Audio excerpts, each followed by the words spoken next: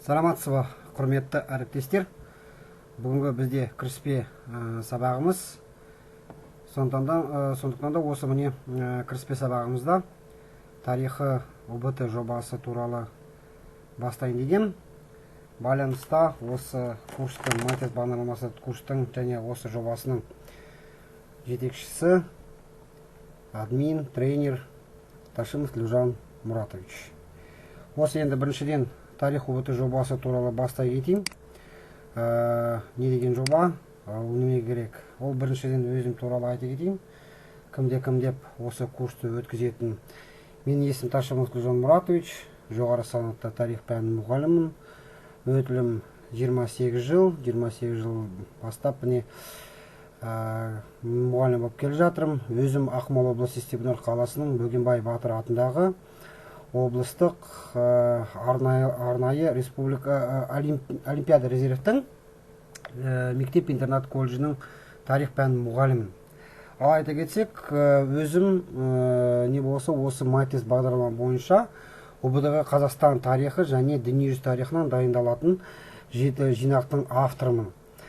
Енді шын айтқанда көбінесе енді олар орысша жасалған жиынтықтар, бірақ қазақшада бір-екі жиынтық бар, соның арасында да бар енді. Ал енді өзімде тағы да WhatsApp-та 2020 жылда біз өзіміз карантинға отырғанда, наурыз айында, сол арқылы енді карантин болғасын, балалар бізде қашықтық оқудыда болғасын, өзім сол WhatsApp-та қазақша УБТ-ға дайындалатын орысша және қазақша тіліндегі 5 чатты ашып, соның админі болғам. Енді осы жерде мені көріп жатқан әріптестер мүмкін білетін де шығар, сол менің чатымды болған шығар, сол чаттардың мен админі.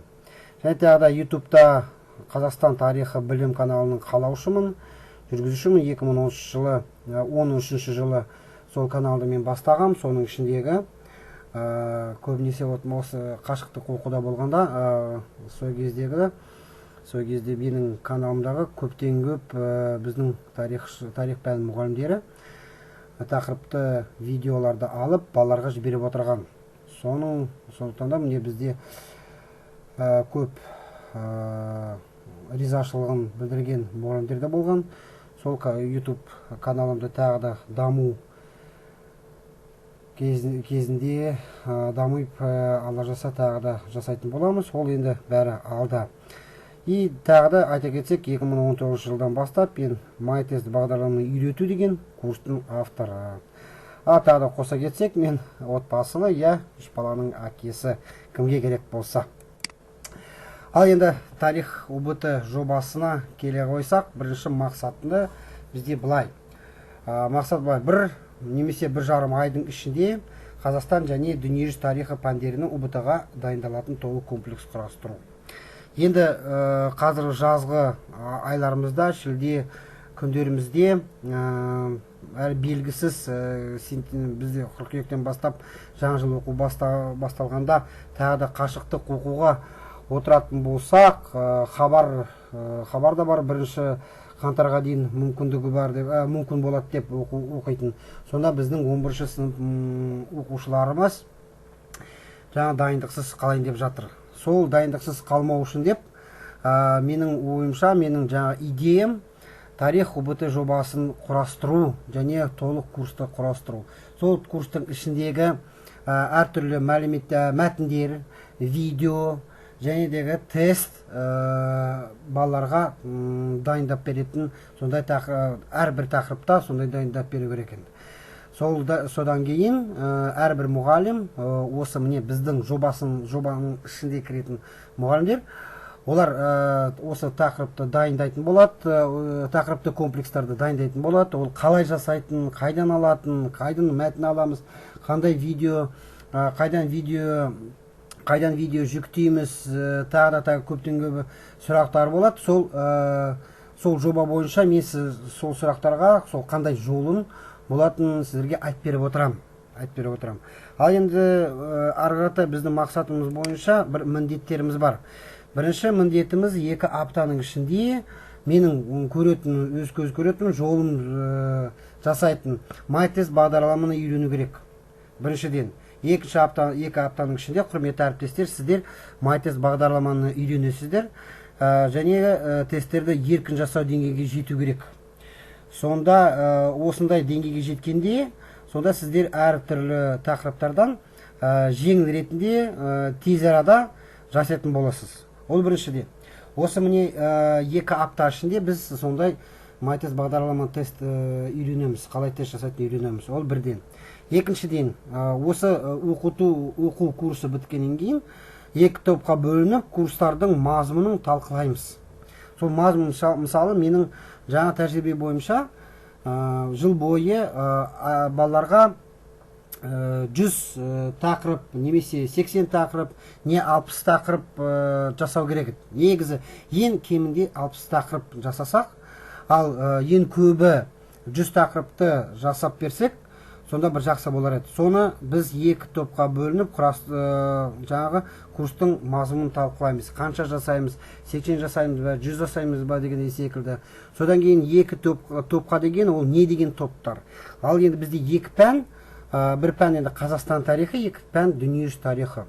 Сол екіншіден, сол талқылау жаңағы қорытындыға келгеннен кейін, 3-ші міндетке келіп тұрамыз да, ол әрбір мұғалімге өз таралған тақырыптан комплекс жасайды. Мысалы, осы міне чаттардың ішінде қазір оқуда 60-70 адам бар екен. Соның ішінде мүмкін тек қана 20 қалатын шығар, тек қана 30 қалатын шығар. Сол 30-20 қалған әріптестермен осы 2 топқа бөлініп, жаңағы комплекстарды құрастырамыз. Құрастырамыз да, содан кейін қараңыздар.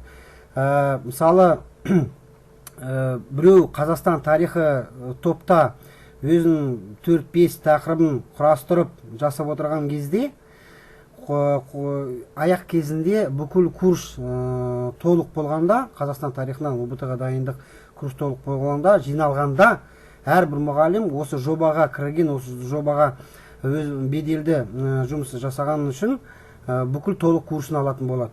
Одан басқа, тек қана Қазақстан тарихы емес, тағы да одан қоса дүниежүзі тарихын алатын болады. Солай да секілді дүниежүзі тарихы тобында істеген әріптестер Қазақстан тарихының ОБТ-ға дайындалатын жаңа толық жиынтығын алатын болады, жеке алатын болады. Әрбір мұғалім сол жеке алатын болады. Сондықтан да, құрметті әріптестер, менің ойымша мотивация бәрімізде бар. Енді былайға да қараңша, әрбір мұғалім бір 4-5-6 мүмкін тақырып жасаса да, бірақ ол 2 курстың толық курсын алатын болады. Жақсы олайды. Ол міне жаңағы алғаш кезіндегі біздің мұратымыз. Келесіден, тағы да MyTest бағдарламаға көшейік. Ол MyTest бағдарлама не деген бағдарлама? MyTest бағдарлама, ол авторы Ресейдегі мұғалім Александр Сергеевич Башлаков, информатика пән мұғалімі. Ол klaksa.net деген сайты бар. Сол сайттың ішінде жаңағы өзінің құрастырған әртүрлі құралдары, жабдықтары, жаңағы оқуға бар. Енді соның арасындағы MyTest бағдарламаға мен көз салғам. Осы MyTest бағдарлама Александр Сергеевич 2004 жылдан бастап құрастырып, әрбір жыл сайын ол өзінің версиясын өзгертіп отырған, жаңағы модернизация жасап, мысалы 2004 жылы оның версия 1.01 деген, версия 1.1 болған, ал қазір жағдайда ол MyTest X Pro деген версия 12.2 деген бар. 12.2. Ал біз өзіміз, құрметті әріптестер, версия MyTest X 10.1 соны қолдайтын боламыз. Неге десек те, мен енді шын айта кетейін, мен осы бағдарламаны 2005 жылдан бастап жаңағы өз жұмысыма енгізіп, қолданып отырмын. Осы бағдарламамен MyTest тестілеумен шын айтқанда мен көп балалар шықты, балаларға ұнайды мына тест бағдарлама. Сондықтан да тағы да айта кетсек, мұғалімдерге өзіме де көп жеңілдік. Балаларға мына тестті бересің, бағдарлама мысалы комплекстарды бересің, сол комплекстарды өздері үйде интернет жаңа компьютер арқылы шығарып отырады, үйреніп отырады. Сондықтан да ол көп жеңілдік, оқушыға да жақсы, мұғалімге де жақсы.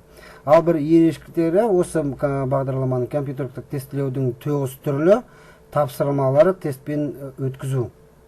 Тек қана компьютерлік, айта кетейік, тек қана компьютерлік немесе ноутбукта, макбукта, нетбукта ол бағдарлама енгізілмей, жүктелмейді, телефонда істемейді.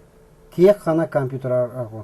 Но менің ойлауымша олды жақсы, неге десек те, бірталай балалар енді мысалы соткада отырғанда, соткамен отырып, тесттерді шығарып отырғанда, сол бір кезде жаңағы әлеуметтік желіден бір хабар келіп, салем келіп, жаңағы инстаграмнан, ватсаптан бір балалар өз-өздеріне хабар жібергенде, олар жаңағы тестлерді аяғына дейін бітірмей, жаңағы әлеуметтік желісіне кіріп, содан кейін ұмыта кетеді. Ал компьютермен отырғанда, мына компьютермен отырғанда ешқандай не болмайды. Тағы да айта кетейік, мына компьютер бағдарлама бір орнатқаннан кейін компьютерға ешқандай интернет керек емес. Интернетсізді істеуге болады. Ол мысалы жаңағы бізде ауылдарда интернет жоқ ауылдарда жақсы нәрсе, бір әйтеуір енгізсе, орнатса, интернетсіз істеуге болады. Болды. Ал енді тағы да көше кетейік, келесі біздің MyTest бағдарламаны орнатамыз. Ол үшін, құрметті әріптестер, бейне нұсқауды жалғасында қазір бейне нұсқауды көресіңдер.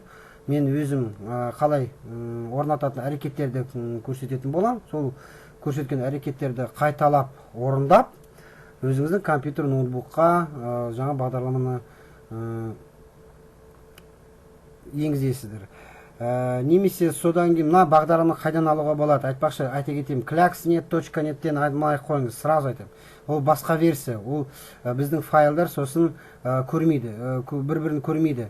Сондықтан да мына видеоның астында, мына видео YouTube каналымда, мен каналымда, осы бейненің сипаттамасында астында, ең астында, қазір видеоның астында байқасаңыздар, мен бір сілтеме қоя салғам, сол сілтеме арқылы мына компьютер бағдарламаны өз компьютеріңізге жүктеп, ашып, орнатасыздар. Немесе болмаса, бізде осы чатта жалпы пошта бар, білесіздер, е, значит, үстінде в описаниях дейді, сол сипаттамасында, біздің чаттың сипаттамасында біз логин, жалпы поштаның логині бар, және паролі бар, сол арқылы кіресізді, кіріп, содан кейін өз компьютеріне жүктеуге болады. Ал енді біз қазір, құрметті әріптестер, MyTest бағдарламаны қалай компьютерға орнатуға, сол несіне барамыз енді.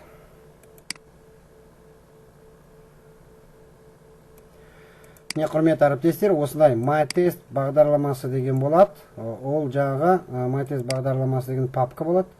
Сол папканы сізде архивный вариант болады. Енді архивтан ашатын болатын шығарсыздар.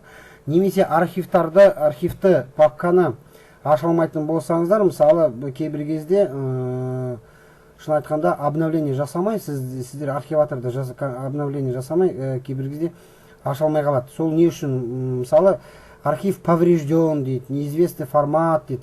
Сонда нелер шықса, сіздер қалай істейсіздер? Абыржымаңыздар, ол үшін интернетқа кіріп, скачать последнюю версию WinRAR архиватор десеңіздер, скачать последнюю версию WinRAR архиватор, соны жаңағы поисковикқа жазасыздар, содан кейін іздейсіз, сізге бірнеше жаңағы жазылған адрес бойынша бірнеше сайт шығады, соны сайттан последняя версия WinRAR архиваторды өз компьютеріңізге жүктеп, орнатасыз, сосын компьютерді перезагрузка жасап, тағы да ашып көріңіздер. Сонда осындай MyTest бағдарлама сары папка шығады. Енді біз қалай орнатамыз? Оны ашу керек. Ашамыз. жаңа MyTest осындай ашқанда осындай не шыға келеді. Міне жасыл, қызыл, көк деген әртүрлі. Бізге осы файлдардан тек қана мына файл керек болып тұр. MyTest X Setup деген. MyTest X Setup. Setup ағылшын аудармасында установочный деген орнату файлы. Оны ашамыз. Біз қазір открыть дейміз. Сода қараңыздар, кейбір кезде компьютерларыңыз сізден сұрайтын болады, рұқсат бар, рұқсат емес па, рұқсат етіңіздер. Негізекте ешқандай вирус іштеме жоқ, осы бағдарлама көп орын алмайды, бір 15 мегабайт па, одан да аз шығар. Осылай сосын язык установки шығады. Выберите язык установки. Енді айта кетсек, құрметті әріптестер, өкінішке орай мына MyTest бағдарламасы тек қана екі тілде, ағылшыншы немесе орыс тілінде болады. Ағылшыншы немесе орыс тілінде. Қазақ тілі жоқ. Енді Башлаков мырза ол енді қазақ тілін білмегесін, сондықтан да ол қазақ жаңағы тілінде жасалған жоқ. Но бірақ та мен алдын ала сіздерге сұрағам, осы чатқа кіргенде сұрағам, орысша білесіз бе, білмейсіз бе, түсінесіз бе, түсінбейсіз бе дегенде секілді, сол үшін мен сұрадым.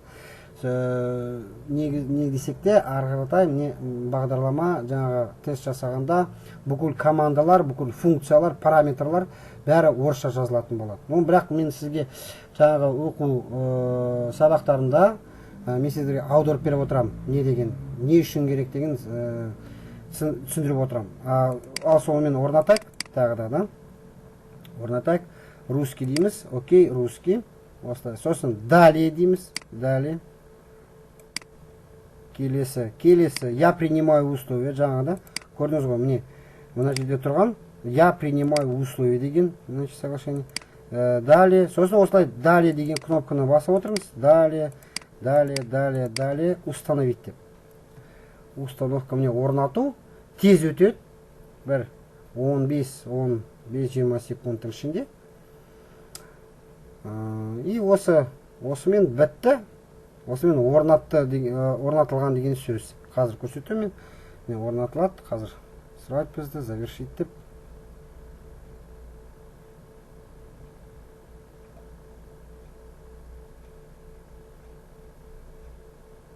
Қазір кішкене күте тұрайық. Міне, завершение мастер установки, завершить дейміз. Болды осымен. Осы папкадан шығамыз. Енді сіз жаңағы өзіңіздің компьютерда рабочий столға қойдыңыз. Міне қараңыздар. Осындай 3-4 бұрыш тұрады келеді сізге. 3-4 бұрыш. MyTest Student, MyTest Server, MyTest Editor. Сол үшеуінен келесі сабақтарда бізге тек қана MyTest Editor ғана керек болады. Осы міне көк бойымен жасалған MyTest Editor. Оны немесе осы міне рабочий столда, немесе осы міне пуск программасында редактор тестов MyTest орнатылған. Болды, осымен жаңағы бірінші кіріспе сабағында түсінген шығатын боласыздар. Осы бейне тағы да болмаса көріп, паузаға басып, бірінші сіздің жаңағы бүгінгі сабақтағы міндетіңіз ол мына бағдарламаны орнату. Келесі сабақта, бірінші сабақта біз бір нұсқаулық тест туралы қалай жасайтынын MyTest бағдарламада сол туралы сөйлейтін боламыз. Сау саламат болыңыздар, құрметті әріптестер. Келесі сабаққа дейін.